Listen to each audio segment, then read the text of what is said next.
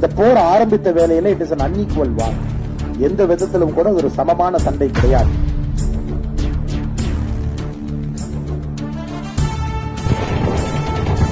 மூன்று மாதமாக மிக உயரிய ஹையர் ஆல்டிடியூட்ல போய் காஷ்மீர் மிலிட்டன்ஸ் என்கின்ற போர்வையில பாகிஸ்தானுடைய ஆர்மி உட்கார்ந்து ட்ரெஞ்ச் எல்லாம் டிக் பண்ணி உட்கார்ந்து பொசிஷன் எல்லாம் எடுத்து உட்கார்ந்து 3 மாதத்திற்கு பிறகு நம்முடைய இந்தியன் ஆர்மி அந்த சண்டை ஆரம்பிக்கும் பொழுது அந்த சண்டைக்கு சென்ற ஒரு மனிதனுக்கும் தெரியும் தன்னுடைய உயிரை இழக்கப் போகின்றோம் என்று. அன்கன்வென்ஷனல் வார். அன்கன்வென்ஷனல் வார் என்று சொல்வதை விட அன்ஈக்குவல் வார்.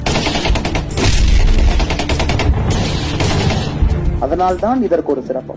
தலை கொடுத்தார் அந்த அனைவருக்கும் தாயகமே எங்கள் முதல் வணக்கம்.